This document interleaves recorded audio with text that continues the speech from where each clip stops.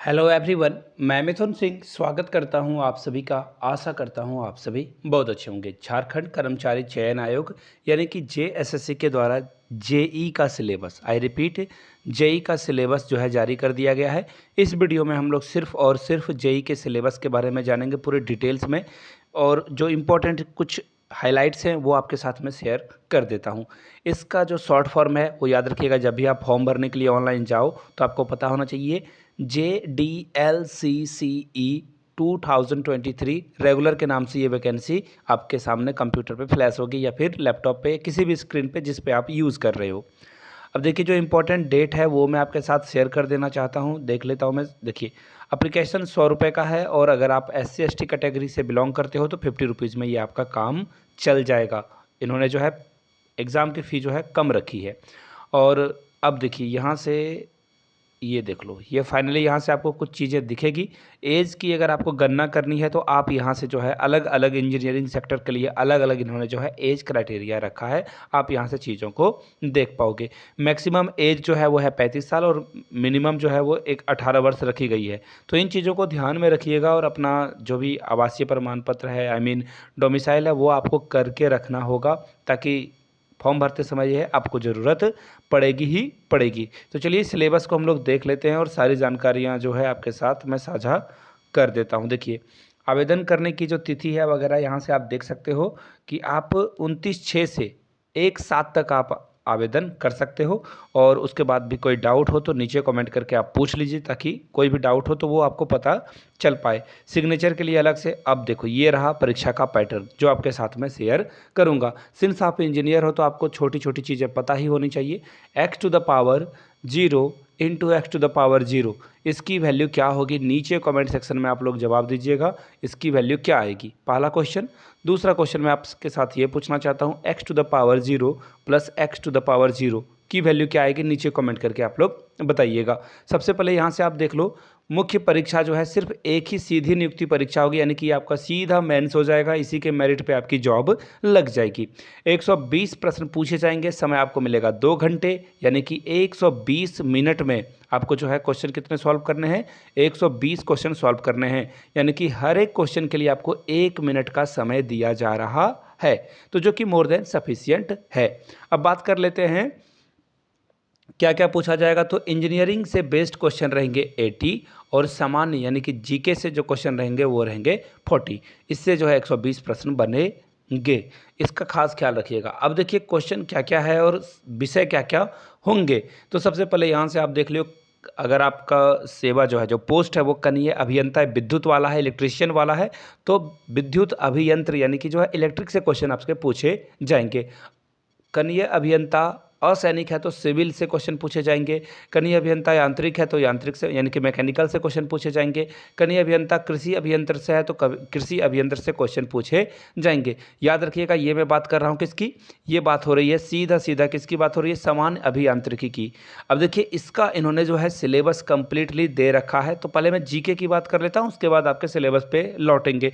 GK भी आपको जो है करने हैं, और जीके भी मेरिट में शामिल है।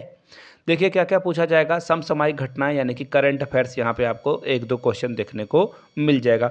करंट अफेयर्स तो यहाँ पे रहेगा ही रहेगा, और करंट अफेयर्स में देखिए जो सारी जानकारियाँ हैं ना, जो इन्होंने पूछा है वो आपको यहाँ पे देखने को मिल जाएगा। क्या क्या, तो वैज्ञानिक प्रगति यानी कि जो भी साइंटिफिक चीज़ें हो रही है उसके बारे में आपको जानकारी होनी चाहिए। नेशनल और इंटरनेशनल प्राइज़ के बारे में, भारतीय भाषाओं के बारे में आपको जानकारी होनी चाहिए। पुस्तक, लिपि, राजधानी, मुद्रा यानी कि जो इम्पोर्टेंट कंट्री है, जैसे कि यूक्रेन हो गया, रसिया हो गया, जहाँ पे भी वॉर चल रहा है, वहाँ की करेंसी क्या है, वहाँ के प्रेसिडेंट कौन है, वहाँ की जो कैपिटल है यूक्रेन की वो क्या है, कीव है जैसे कि। तो इन चीज़ों पे क्वेश्चन पूछा जाएगा। भारत का इतिहास यानी कि इंडिया की हिस्ट्री के बारे में क्वेश्चन पूछ लिया जाएगा। आगे अगर आप देखो तो कल्चर, भूगोल, पर्यावरण, आर्थिक परिदृश्य, स्वतंत्रता आंदोलन, भारतीय कृषि, प्राकृतिक संसाधनों की प्रमुख विशेषताएं, इससे प्रश्न पूछा जाएगा।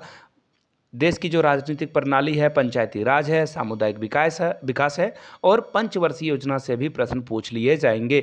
झारखंड की सभ्यता संस्कृति यानी कि झारखंड से अब देखिए कैसे प्रश्न पर जो है बनेंगे यहाँ पे एग्जाम में। झारखंड की सभ्यता संस्कृति, लैंग्वेज यानी कि भाषा, खान खनिज, उद्योग, भूगोल और इतिहास से प्रश्न पूछ लिए जाएंगे। झारखंड के प्रमुख खेल खिलाड़ी कौन है, पर्सनैलिटी क्या है, नागरिक उपलब्धियां क्या है, पुरस्कार कौन कौन से जीते हैं, अंतर्राष्ट्रीय महत्व के विषय क्या हैं, इससे प्रश्न पूछ लिया जाएगा। जीके की अगर बात करें तो साइंस से क्वेश्चन कुछ बनेंगे जो कि एक 10th क्लास पास स्टूडेंट के पास जितनी जानकारियाँ होनी चाहिए सामान्य विज्ञान की, जनरल साइंस की, वो आपके पास होनी चाहिए। सेम है मैथमेटिक्स के लिए भी, जो आपके पास होनी चाहिए। रीजनिंग का भी सेम रहने वाला है। अब देखिए कंप्यूटर से भी कुछ क्वेश्चन पूछे जाएंगे। अब देखिए मैकेनिकल के लिए अलग सिलेबस इन्होंने दे रखा है। इसके अलावा जो सामान्य जो पेपर 1 रहेगा उसमें देखिए क्या क्या पूछा जाएगा। यहाँ से देख लो, सिविल इंजीनियरिंग पार्ट ए पूछा जाएगा, बिल्डिंग मटेरियल्स, एस्टिमेशन, कॉस्टिंग और उसकी जो वैल्यूएशन है, सर्वेइंग है, सॉइल मैकेनिज्म है, इससे क्वेश्चन पूछा जाएगा। हाइड्रोलिक्स से क्वेश्चन पूछा जाएगा, irrigation engineering, transportation engineering, environmental engineering से प्रश्न पूछे जाएंगे। स्ट्रक्चरल इंजीनियरिंग में देखिए theory of structure, concept, technology, RCC design क्या है, स्टील डिज़ाइन क्या है, इससे प्रश्न आपको देखने को मिल जाएगा। आगे देखिए इलेक्ट्रिकल इंजीनियरिंग पार्ट बी में जो बेसिक कॉन्सेप्ट है, सर्किट लॉ क्या है, मैग्नेटिक सर्किट क्या है, एसी फाउंडेशन जो फंडामेंटल्स है उससे प्रश्न पूछ लिए जाएंगे।